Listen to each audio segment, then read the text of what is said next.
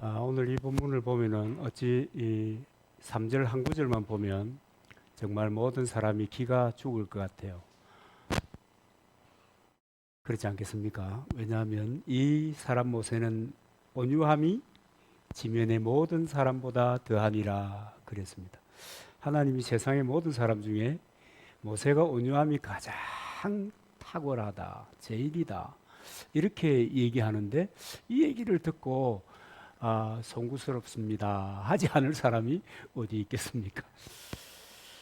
그처럼 하나님께서 모세를 칭찬하시고 또 높이 들어주시고 또 그를 도와주시고 그를 세워주시는 이야기가 오늘 본문의 내용입니다. 그런데 하나님께서 이 말씀을 하시는 이 시점이 언제인가를 알면 우리는 깜짝 놀랄 수밖에 없을 것입니다. 왜냐하면 이 말씀을 언제 하는가 하면 모세가 삐딱선을 타고 있을 때, 억기를 갈 때, 실수할 때, 그때 범죄했을 때, 그때 하나님이 이 말씀을 하시는 것입니다. 모세가 하나님의 종입니다. 아주 위상이 높아진 리더십이 대단히 서 있는 그런 대단히 중요한 어른입니다. 그 나이도 많지요. 그런데 어쩌자고 에티오피아 여자를 소실로 맞고 말았습니다. 이것이 모세에게는 결정적인 실수입니다.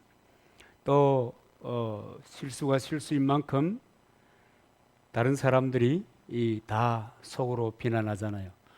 지도자를 내놓고 비난하는 것은 좀 드물잖아요. 근데 가까이 있는 그 형제들, 그 아론과 미리암은 정면으로 비방하는 겁니다.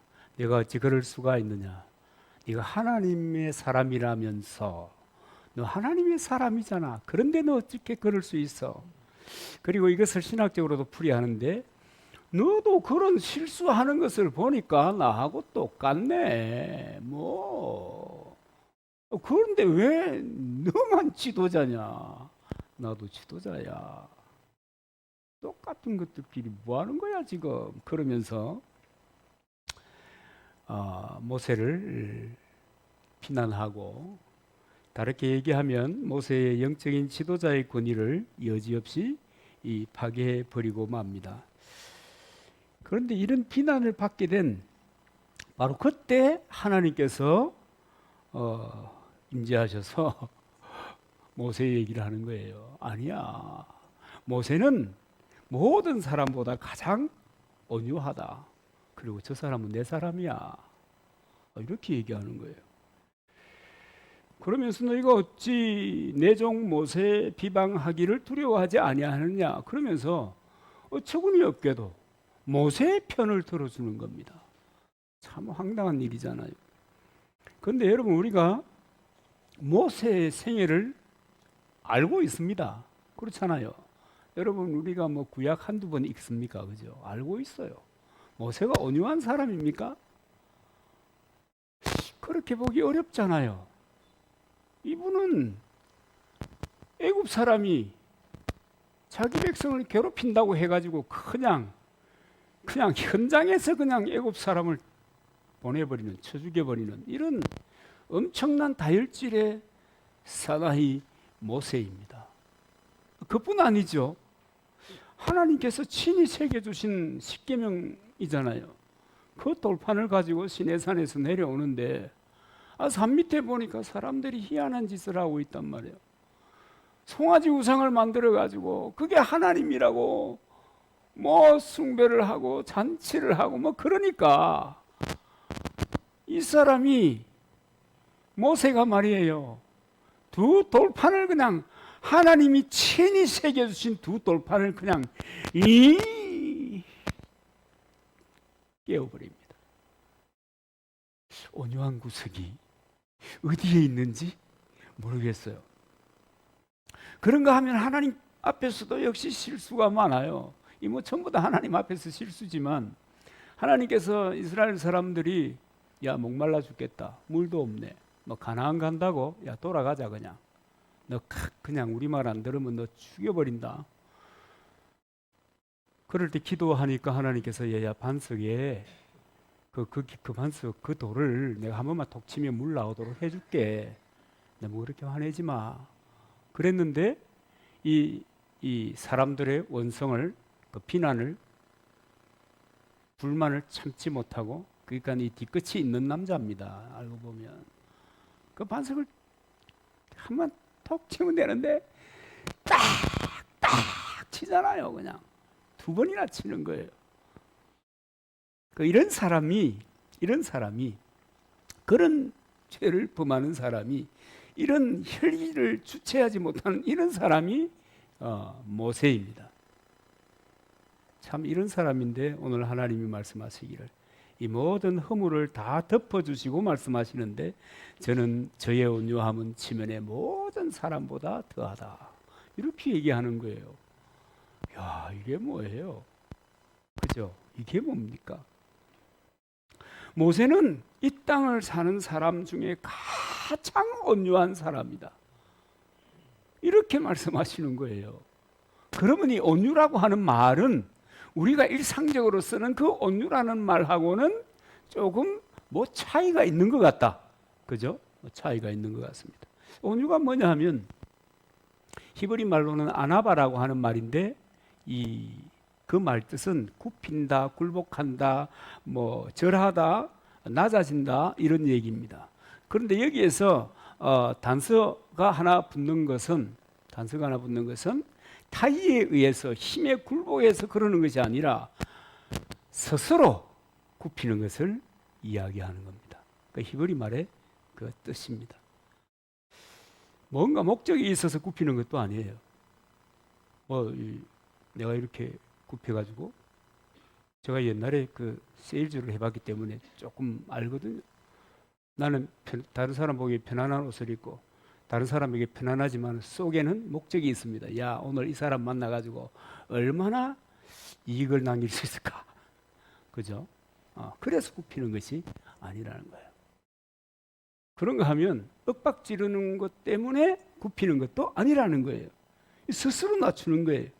다른 사람 때문에가 아니고 스스로 나를 낮추는 것을 온유 그렇게 얘기합니다. 그런데 이제 비슷한 말이 있습니다. 겸손, 그죠? 겸손이라는 말은 이 성경에 겸손이라는 단어가 쓰인 데를 보면 전부 다 한결같이 사람에게 쓰인 말입니다. 그런데 온유라는 말은 사람에게도 쓰일 뿐만 아니라 하나님의 속성을 얘기할 때, 하나님의 성품을 얘기할 때도 이 온유라고 하는 단어가 사용이 됩니다. 사무엘하 22장 36절에 보면 주의 온유함이 나를 크게 하셨다. 그 주님도 온유하시다. 주님도 온유하시다. 여러분 사람이 살아있을 때는요 아주 부드러워요. 근데 이제 점점 나이가 들어감에 따라 뻣뻣해지기 시작해요. 저도 나이 세상 얼마 안 살았는데 몸이 뻣뻣해지는 거예요. 이렇게 하면 더 이상 안 올라가요. 열심히 주사를 맞는데 주사를 맞아도 안 올라가요. 더 올라가면 으아 하는 거예요. 점점 굳어가는 거예요. 사람 죽으면 어떻게 되는지 여러분 아십니까? 시신은 차가울 뿐만 아니라 딱딱해집니다. 부드럽다는 말은 건강하다는 말입니다. 신선하다는 말이에요. 젊다는 뜻이기도 합니다. 여러분 사람도 그렇잖아요. 이제 그런 어떤 젊음과 관련해서 얘기 안 하더라도 주머니에 뭔가 또는 자기 자존감 지수가 이렇게 높으면 와 이렇게 기꺼리시지? 높으면은 사람이 부드러워집니다. 앞에 어떤 사람이 와도 이를테면 자존감이 높은 사람이거나 주머니가 한없이 두꺼운 사람들은 그래요, 그랬어요, 그럴 수 있는 겁니다. 그런 데서 부드러움이라는 것이 보편적으로 나오거든요. 근데 이제 우리는 이 온유함이라고 하는 것을 좀 고민하면서 생각해 볼 필요가 있습니다. 마태복음 11장 29절에도 보면 예수님께서 자신에 대해서 말씀하시는데 나는 온유하고 겸손하니 나의 멍에를 메고 나에게 와서 배워라 그렇게 얘기하거든요. 예수님이 온유하고 겸손하대요. 성령의 9가지 열매를 잘 아는데 우리 8가지 이 8번째 나타나는 열매가 이 온유라고 하는 것입니다. 이 성령의 열매입니다. 그래서 그런지 모르지만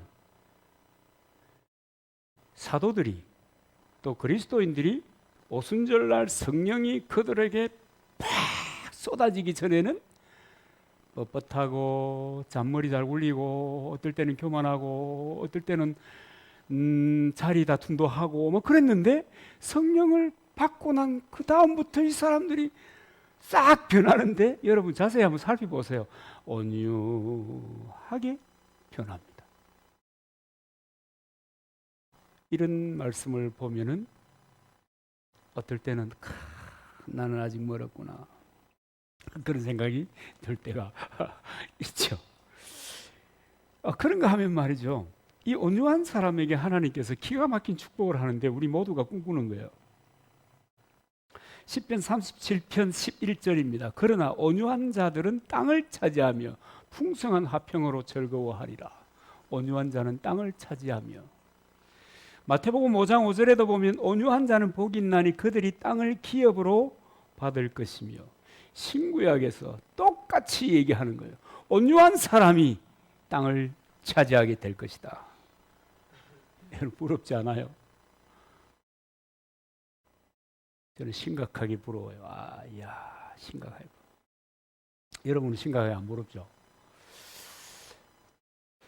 그런데 이 땅을 차지한다는 말은 그냥 이 부동산이 넓어진다 이런 개념이 아니에요. 리더십을 준다 그 말이에요. 왕권을 차지한다는 뜻입니다. 돈 많은 사람들이 뭐 하려고 해요? 정치하려고 해요. 명예를 얻고 권력을 얻으려고 해요. 왜냐하면 권력을 가지면 다 가질 수 있거든요. 여러분 대통령님을 보면 알잖아요. 대통령이 되고 나니까 민주주의 같은데 뭐 우리 역대 대통령이 다 마찬가지. 하고 싶은 대로 다 하는 거예요. 자기 비전, 자기 꿈, 뭐 자기가 그냥 평소에 생각했던 거 다 하는 거예요. 할렐루야. 아닌가? 다 하는 거예요. 그런 어마어마한 권세가 이 리더십에게 주어지는 거예요. 이 왕권이 있다는 거예요. 여러분 이걸 여러분 생각해야 돼요. 강팍한 자에게는 이런 리더십이 주어지지 않는 거예요. 왕권이 주어지지 않아요. 언제나 온유한 자가 왕권을 얻는다. 리더십을 얻는다. 하나님이 리더십을 생각할 때, 리더를 뽑을 때 하나님께서 최선의 고려책으로 이 온유를 보신다 라고 해도 지나침이 없을 것입니다. 여러분 예수님을 보시면 빌립보서에 보면 세상의 모든 피조물이 예수님께 딱 예수님 이름 앞에 딱 무릎을 꿇잖아요. 그죠? 그런 권세를 가진 분은 예수 그리스도뿐입니다. 그래서 그 이름의 권세가 놀라운 것입니다. 그런데요, 그거 어떻게 지워진지 여러분 아시죠? 예수님이 겟세마네 동산에서 기도하실 때 그렇게 기도해요. 내 뜻대로 마옵시고 아버지의 뜻대로 하십시오. 이 잔을 내게서 옮기시는 것이 좋겠는데 그런데 아버지의 뜻대로 하십시오. 인간 예수는 하기 싫은데 여러분 33살 약관이 너무 아깝잖아요. 여러분 우리가 예수님이 아니더라도 젊은 친구들이 아프거나 젊은 친구들이 어려움을 당하면 가슴이 무너져 내리잖아요. 우리 옛날에 그 세월호 할 때 왜 사람들이 가슴이 무너져 내렸습니까? 그걸 뭐 활용하는 사람들이 있어갖고 더 복잡해지고 있지만은 젊은 친구들이 어린아이들이 그런 일을 당하니까 그냥 마음이 아프고 속이 상하는 거예요. 뭐 다른 게 뭐 있겠어요.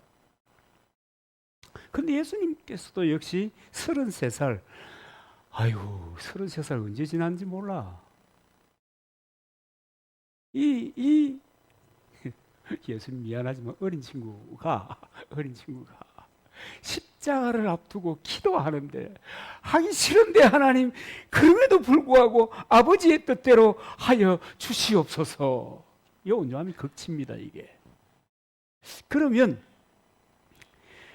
여러분 온유라고 하는 이 단어는 어떤 때 쓰이는 말이겠는가? 그럴 때 하나님의 뜻에 대하여 절대적으로 순종할 때 쓰이는 말이라는 것을 알 수가 있습니다.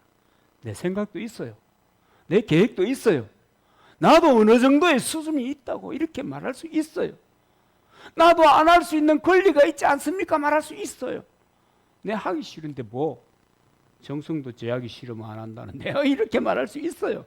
그럼에도 불구하고 하나님의 뜻이기 때문에 예수 그리스도에게 그에게 주신 사명이기 때문에 내 뜻대로 말고 아버지의 뜻대로 하십시오. 이렇게 얘기하는 겁니다. 그러면 오늘 본문에 나타난 모세의 온유는 어떤 것입니까? 여러분 모세는요 이 엄청난 어려움을 만났는데 여러분 리더가 특별히 그 하나님의 그 공동체를 이끌어가는 리더가 자기 아내가 뻔히 두 눈이 시퍼렇게 살아있는데 그것도 자기 민족의 여인도 아니고 뭐 그렇다 하더라도 뭐 어림없는 얘기입니다. 우리가 성경을 뭐 보면 그렇잖아요. 어림없는 얘기입니다. 그런데 이 흑인 여자를 그래가지고 욕을 한 바가지씩 얻어먹는데 그런데도 불구하고 모세는 이 자기의 정체성을 잃지 않습니다. 처음에 하나님께서 모세를 부를 때도 야 모세야 이제 떨기나무 불꽃 가운데 탁 나타나잖아요. 하나님의 불은 눈에는 타는데 실제로는 타지 않는 일도 있습니다. 뭐 하여튼 이 성령의 불인데요. 하나님께서 부를 때 모세가 할 말이 많았어요. 나 입이 두네요 이런 말 말고 실제로 난 말을 못해요 이런 말 말고 실제로 할 말이 많았어요. 왜 할 말이 많은가 하면 지금 여러분 모세가 애굽 땅에 들어갈 수 있는 입장이 됩니까? 애굽 사람을 죽이고 살인을 하고 도망 나온 입장 아니에요. 그것도 여러분 그것만 있는 게 아니에요. 또 왕가에서 40년 동안 왕자로 대접받다가 한순간에 입장 바꿔서 보면 그렇잖아요. 한순간에 바로왕을 배신하고 자기 생각을 내세우면서 나온 사람이에요. 배신자예요. 그런 얘기 안 해요. 그런데 나 하나님 그런 것 때문에 나 못해요. 내가 어떻게 가요? 그렇게 절대 하지 않아요. 그런 얘기 안 해요. 하나님 그냥 내가 입이 둔합니다. 하나님 입이 둔해요. 말을 잘 못해요. 그런 얘기 하는 겁니다. 나 잘못합니다. 이 핑계만 대는 겁니다. 그래서 하나님께서 뭐라고 얘기하십니까? 사람의 입을 지은 자가 누구냐? 가라면 가라. 그럴 때 비로소 모세가 마음을 정하고 하나님의 그 인도하심에 순복하는 것입니다. 자기의 상황적인 두려움 그거 다 내려놓고 가면 죽을 수도 있잖아요. 상황적인 두려움 다 내려놨어요. 그 다음에 자기가 상식적으로 자기가 궁중에서 배운 40년 동안의 그 경륜을 통해서 해석해봐도 이거 도대체 하는 결론이 뻔하게 나오는 것임에도 불구하고 그것도 다 던져버리는 거예요. 다. 자기의 부족함도 허물도 다 내려놓고 알겠습니다. 그리고 하나님의 그 말씀을 수용합니다. 이게 여러분 성경이 얘기하는 온유입니다.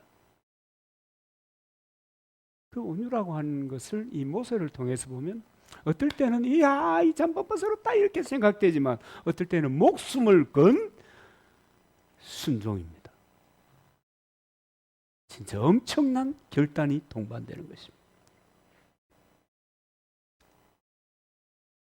그리고 여러분 모세는요 굉장히 많은 능력을 행했잖아요. 사람들의 입장에서. 그런데 모세가 행한 그 능력이 자기가 행한 것이 아니라고 하는 것을 철저하게 인정했습니다. 그래서 전설에 의하면 모세는 좋은 자리에 안 앉았습니다. 그냥 돌 위에 이렇게 앉는다거나 보좌 같은 이거 사실은 굉장히 좋은 겁니다. 이거 좀 오래돼서 그렇지 이런 데 안 앉았습니다. 그렇게 능력을 행하고도 그렇게 자기의 주제를 하는 그런 사람이 모세였습니다. 이스라엘 사람들이 범죄하잖아요. 그래서 하나님께서 화가 나가지고 얘기하잖아요. 야, 이스라엘 사람들, 출애굽한 사람들 전부 다 광야에서 그냥 멸해버리겠다. 너와 네 가족은 빼고. 여러분 뭔가 오바랩 되는 게 있죠. 노아의 홍수 때도 하나님이 한번 해봤던 겁니다. 하나님이 사람 지어 스스럼을 한탄하사 홍수로 멸하는데 노아와 노아의 집은 구원하시는 겁니다. 그때처럼 너와 네 가족은 내가 구원하겠다. 그런데 싹 다 쓸어버리겠다. 그럴 때 출애굽기 32장에 보면 모세가 이렇게 얘기해요. 하나님 정말 그러시려고 하거들랑 나도 저들과 함께 죽겠습니다. 여러분 이게 여러분 모세의 특별한 점입니다. 이게 온유란 말이에요. 자기의 욕망 생각하지 않습니다. 여러분 삶과 죽음의 문제 앞에서 아니 좀 못된 것들 죽는데 그러면 안 됩니다. 나도 같이 우리 광야에서 그렇게 엄청난 역사 가운데 하나님이 인도해 내셨는데 광야에서 죽어버리면 세상 사람들 다 뭐라고 얘기하겠어요? 나도 그냥 예사 사람이 할 수 있는 일입니까? 정말 이 세상 우리가 살아가면서 느끼는 거지만은 얼마나 이해관계에 민감합니까? 그죠? 이해관계가 있을 때마다 얼마나 고민합니까? 안 그래요? 저만 그런가? 내만 못됐나? 사람들이 그렇잖아요. 내가 그렇다는 것이 아니라 사람들이 그렇잖아요. 근데 죽음 앞에서 그러는 거예요. 죽음 앞에서. 또 여러분 오늘 본문에 나타난 대로 보면은 이 모세는 아내를 두고도 구스 사람 흑인 여자를 취합니다. 여러분 아내가 있는 사람이 이러면 안 되죠. 옛날 사람이라고 해도. 그죠? 그래서 비난을 하는데 비난을 그냥 듣고 있습니다. 변명도 안 하고 그 다음에 자기의 가진 그 위치, 권위를 가지고 폭력도 행하지 않고 그냥 그대로 받아들입니다. 잘못했으니까 잘못했다고 말하는데 내가 뭐라고 말하니? 그러면서 죄송합니다 하는 마음으로 그냥 있는 거예요. 가까운 동력자인 아론과 미리암의 비난도 역시 잘 받아들였습니다. 아무 얘기하지 않고 그냥. 근데 이 성경을 살펴보면 우리가 이제 이 본문이 있으면 그 성경 그 본문을 가지고 생각을 하잖아요. 이제 상황을 생각을 해보잖아요. 대부분의 글들은 다 그렇게 왜 그런 일이 일어났겠는가를 생각해 보는 거예요. 그러고 보면 참 모세는 동정심이 참 안 갈 수가 없어요. 왜냐하면 모질에는 남자들끼리 이런 거겠지요. 결국은 그런 거겠지만 동정심이 가는 사람이에요. 왜냐? 모세가 여러분 결혼할 때가 언제 결혼했어요? 아내하고 언제 결혼했어요? 집에서 쫓겨나고 자기 왕국에서 쫓겨나고 떠돌이 생활을 할 때, 그죠? 이드로의 집에서 머슴살이 할 때, 그때 주인 이드로가 좀 괜찮네, 내 딸하고 결혼시켜 줘야 되겠다. 그래서 결혼했거든요. 근데 여자나 남자나 첫인상이라는 게 굉장히 중요하잖아요. 우리 집에 머슴하고 내가 산다? 근데 그것도요 40년 동안이나 처가살이를 하는 이 아주 기가 막힌 무능쟁이 결정판입니다. 인간이 남자가 얼마나 무능하면 처가살이를 40년을 하겠어요. 그런 이미지가 시보라에게, 아내에게 아마 있었을 것입니다. 그러니 생각해 보면 이 아내는 남편을 우습게 볼 수 있겠다. 그런데 그것이 시간이 길어지잖아요. 모세가 나중에 장성해지잖아요. 왕 앞에 서고 그 다음에 민족을 출애굽시키고 그것도 어마어마한 세상 사람들이 볼 때 그죠? 그 모세의 지도력으로 보잖아요. 우리는 하나님이 역사하셨다 이렇게 보지만 모세의 지도력으로 보잖아요. 그래서 모든 사람이 모세를 우러러 보잖아요. 그럼에도 불구하고 아내의 마음에는 아유 저 우리 집에 뭐 섬이야 이런 생각이 떠났을까요? 안 떠났을까요? 떠났다 이렇게 보는 게 맞을 것 같아요. 왜냐하면 모세가요 뭐 얘기하는데 비난을 하는데 아무 말도 하지 않아요. 그것은 뭐냐면 내가 순간적으로 실수한 것이 아니다는 거예요.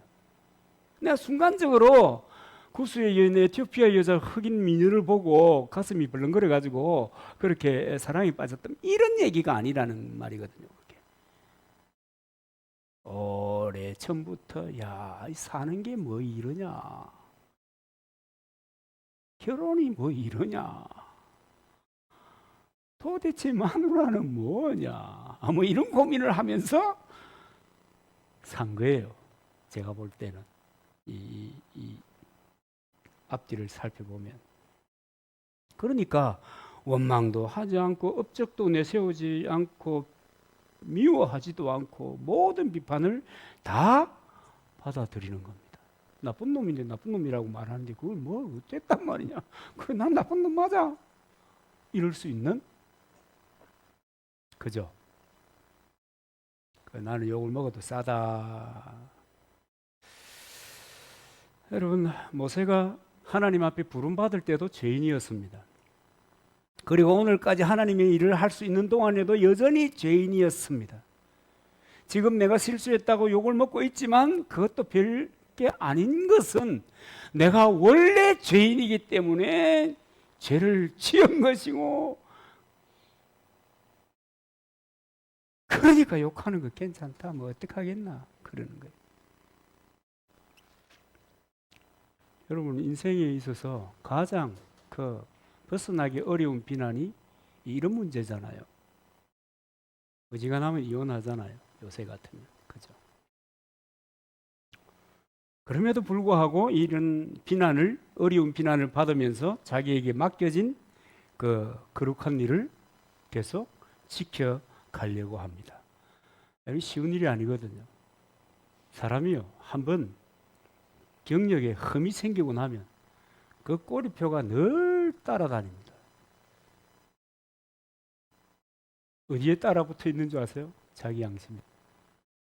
다른 사람은 뭐 자기 마음입니다. 그럼에도 불구하고 자기를 지키고 자기에게 주어진 사명을 가는 거예요. 여러분 성경에 보면 베세메스로 가는 암소 이야기 여러분 아십니까? 송아지를 뒤로 하고 떠나는 거예요. 그 속에 아픔을 안고 가는 거예요. 그런 마음 온유라고 얘기했습니다. 여러분 뭐 모세도 역시 마찬가지의 그 과오가 있는 사람이잖아요. 모세도 씻을 수 없는 죄를 지은 사람입니다. 모세에 비하면 다윗은 좀 지나친 면이 있습니다. 그런데 그렇게 비난을 받으면서도 왕관을 벗어 던지지 않고 초야에 안 묻히면서 자기가 한 이야기가 있습니다. 나는 어머니 태로부터 내가 어머니가 죄 중에 나를 낳았고 어렸을 때부터 나는 죄인이고 사건은 지금 있지만 본래 내가 그런 사람이다. 잘 지키고 잘 지켰다가 그런 계기를 만나서 그렇게 됐다. 뭐 이렇게 얘기하는 겁니다. 그래서 역시 사람들이 그렇게 반응을 해도 과도하고 이상한 행동을 취하지 않았습니다. 이랬기 때문에 다윗을 사람들이 존경하는 겁니다. 하나님도 그를 내 마음에 합한 사람이라고 얘기하는 겁니다. 회개하고 자기 자리를 지켜나간다는 것이 얼마나 여러분 위대한지 여러분 잘 모르죠. 요새는 비난하는 데 익숙하니까 알죠? 비난이 익숙하니까 그런 지금 이 세태를 우리가 살아가고 있으니까 그런 면이 있지만은 그러나 이것이 온유합니다. 결국요 모세는 처음부터 계속 나의 의는 없다. 나의 의는 없다. 이렇게 생각하는 겁니다. 나의 나됨은 하나님의 은혜다. 이렇게 생각하는 겁니다. 그렇기 때문에 나는 내가 짊어지고 가야 될 그 사명의 짐을 짊어지고 간다. 꾸역꾸역 뭐라고 하든지 죽든지 말든지 그런 거예요. 그렇게 충성했습니다. 그렇기 때문에 하나님께서 모세는 지면에서 제일 온유한 사람이다. 이렇게 이야기한 것입니다. 여러분, 모세는 이스라엘 최고의 지도자입니다. 이 최고의 지도자인 모세를 통해서 우리는 여러 가지를 생각해 볼 수 있는데, 하나님은 어떤 사람을 리더십으로 세우는가에 관하여 대단히 중요한 이야기를 하고 있습니다. 문제는 자기의 실체를 알고 하나님 앞에서 그저 순복하는 사람, 그런 사람이 하나님께서 온유하다 하고 권위를 부여해 주시는 것입니다. 그리고 그를 인도해 주시는 거예요. 그리고 그를 사랑해 주는 거예요. 그리고 그에게 능력과 권력을 더하여 주시는 것입니다. 여러분, 대부분은 생각하기를 그렇게 생각합니다. 하나님이 인정하는 사람은 의로운 사람이다. 점도 없고 흠도 없는 그런 올곧은 삶을 살아가는, 하늘 우러러 한 점 부끄러움이 없는 그런 사람이 하나님이 쓰는 사람일 것이다. 이렇게 생각합니다. 근데 아니다. 모자라고 부족하고 비난받는 그런 사람들을 통해서 지혜 있는 사람들을 다 평정시켜 가신다. 이 모세 같은 사람.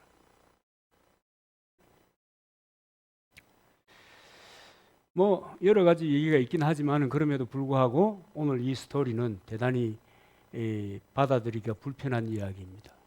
왜냐하면 잘못한 사람 손을 하나님이 들어준다. 그건 명백한 사실이잖아요. 그죠? 결과를 능가하는 이론이 있나요? 과정이 아무리 성실해도, 아무리 많은 준비를 해도, 아무리 많은 업적을 만들어가지고 그것을 추구했다고 하더라도 마침내 이를테면 예를 들면 로켓을 열심히 만들었어요. 돈이 조 단위로 들어가는 거 아니에요? 모르겠지만 그걸 만들어서요. 야, 전부 다 박수치고 야, 발사, 뿡! 아무 소용없는 거예요. 결과를 능가하는 것이 없다. 이런 얘기가 만들어지는데요. 그럼에도 불구하고 하나님 모세의 편을 드시고 그를 죄라고 지적하고 비난하는 아론과 미리암을 질책하고 있습니다. 굳이 한번 읽어드리겠습니다. 하나님의 생각이단 말이에요. 민수기 12장 5절부터 10절만 읽겠습니다. 여호와께서 구름 기둥 가운데로부터 강림하사 장막 문에 서시고 아론과 미리암을 부르시는지라. 그 두 사람이 나아가매 이르되 내 말을 들으라. 너희 중에 선지자가 있으면 나 여호와가 환상으로 나를 그에게 알리기도 하고 꿈으로 그와 말하기도 하거니와 내 종 모세와는 그렇지 아니하니 그는 내 온 집에 충성함이라. 그와는 내가 대면하여 명백히 말하고 은밀한 말로 하지 아니하며 그는 또 여호와의 형상을 보거늘 너희가 어찌하여 내 종 모세를 비방하기를 두려워하지 아니하느냐. 여호와께서 그들을 향하여 진노하시고 떠나심에 구름이 장막 위에서 떠나갔고 미리암은 나병에 걸려 눈과 같았더라. 아론이 미리암을 본 적 나병에 걸렸는지라. 이 참 여러분 얼마나 놀라운 의외의 이야기가 아닐 수 없습니다. 이런 모습을 여러분 보면서 여러분 깊은 깨달음이 하나 오는 것은 자주 우리가 말씀 나눴습니다만 정죄하지 마라, 판단하지 마라. 이거 우리 소관 아니다. 그럼 죄진 사람을 묻어주고 가잔 말이냐? 그런 거 아니겠지만 우리가 판단할 것 아니다는 거예요. 우리가 뭘 이렇게 얘기할 건 아니다는 겁니다. 여러분, 사람이 죄가 없고 잘못이 없으면 의인이 됩니까? 성경이 뭐라고 얘기하는가 하면요. 이사야 64장 6절에 보면 무릇 우리는 다 부정한 자 같아서 우리의 의는 다 더러운 옷 같으며 그랬습니다. 우리의 의는 다 더러운 옷 같으며. 로마서 3장 23절에 뭐라고 얘기합니까? 모든 사람이 죄를 범하였으며 하나님의 영광에 이르지 못하더니 왜 하나님과의 관계가 깨어지고 내 영이 죽은 자가 되었는가? 모든 사람이 죄를 범해서 그렇다. 그러니까 여러분 죄를 짓지 않아서 내가 한 점 부끄러움이 없어서 그래서 의로운 것이 아니라 결국은 하나님께서 예수 그리스도를 통해서 예수 그리스도로 말미암아 예수님 때문에 의로워지는 것입니다. 성경이 끊임없이 반복되게 하는 이야기인 것입니다. 그렇기 때문에 여러분 믿음으로 살면서 이 묵묵히 살아가면서 그저 그 믿음이 하나님 앞에 상달되면 실수가 많은 사람이라도 그죠? 심지어는 새 같은 다혈질의 사람이라도 그런 사람일지라도 그를 온유하다 의롭다 하시며 함께 해주시고 평생 인도자가 되어 주시는 것입니다. 어떤 분이 그런 얘기했어요. 수요일 날도 말씀을 소개해 드렸는데 넘어지는 것이 죄가 아니고 넘어져 가지고 일어나지 못하는 것이 죄다. 여러분 실수할 수 있어요. 일어나지 못하는 것이 죄다. 그게 잘못이다. 이 모세를 보면은 정말 공감이 많은 그런 말씀입니다. 그래서 여러분 바라기는 성경이 얘기하는 온유한 사람 이런 사람이 되어가지고 우리 모두가 이 온유한 사람에게 주시는 이 축복을 받아 누리는 그런 사람이 되었으면 좋겠다. 내 부족함을 탓하지 말고 어떡하겠어요? 회개하고 일어서는 겁니다. 그래서 하나님께서 주신 사명의 삶을 살아가는 겁니다. 그럴 때 하나님께서 축복하시는 줄 믿습니다.